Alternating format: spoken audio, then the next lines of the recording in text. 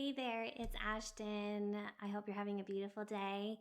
On today's video, I am actually going to make a few confessions about my work as a graphic recorder and business owner. So stay tuned for those. Near the end of this video, I'm also going to share a free Sketchnote 101 guide. So feel free to go check that out at the end of the video.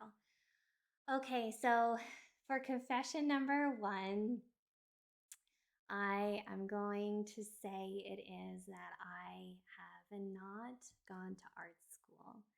I would say it's one of the questions that I get. I don't say I get it a lot, but I get it a little bit. I get it a little bit. And I've never actually taken any formal art training. I have never been to art school.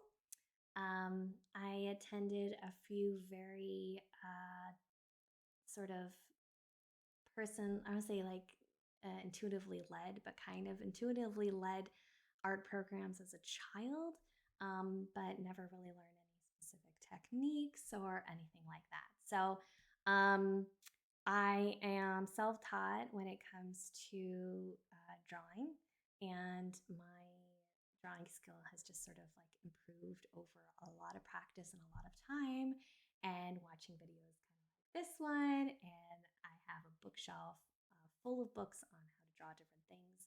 So that's confession number one. I would say confession number two, also, I'm going to piggyback on the first one, is that I've never had any formal business training. I did not go to business school. You see a pattern here. I started my business years ago, almost by default, because there's really nobody looking to hire graphic recorders. I guess I've always been a bit entrepreneurial, though I don't think I'd given myself a lot of credit. But I would like make things as a child and sell them, and I've always been very creative. Sell. I remember the first time I sold a painting and sold lots of different things like craft shows and stuff like that. So I did that sort of in my early adulthood. But yeah, so I think I probably took a lot of those skills that I learned and put them into starting this business, though I didn't really realize it at the time.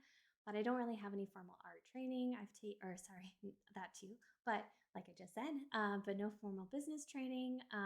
I've taken workshops and classes and programs and all that kind of stuff. I've read lots of books on business, but I don't have any business training either. So there's a pattern here about training. So no formal art training and no formal business training. I'm also going to say that there was a period of time where I was not creative. So I feel like a lot of people have a similar story where somebody in their childhood discouraged them from being creative. And I remember that moment very clearly. It was my grade 4 teacher, and she told me I was painting wrong. And that memory just stuck with me for a long time. And even though I would do lots of creative things throughout the next few years, I didn't really have a lot of confidence in showing them to other people, or I didn't want anybody really to see my creative process because I felt like what I was doing and how I was doing it wasn't right, which we all know is absolutely ridiculous. Now looking back at it. But what kind of sparked my interest in drawing and painting and doing things again was when I was in college and we had to research an artist, and I chose Maud Lewis, who is a pretty famous artist where I live. There was actually a movie about her. You should totally find it. Maybe I'll try to see if I can find the information, put in the description.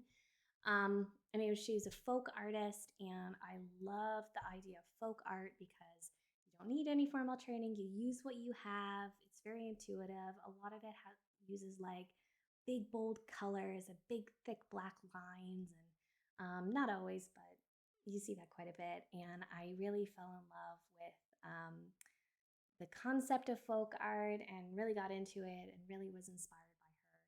And that kind of like re-inspired me in my early 20s to really just start painting again and doing things. So there's my a few confessions. Maybe I'll do another video on some more confessions later on. But yeah, if you are interested in getting started with visual note taking, it is amazing. Just think about doodling, but just making your doodles like more purposeful.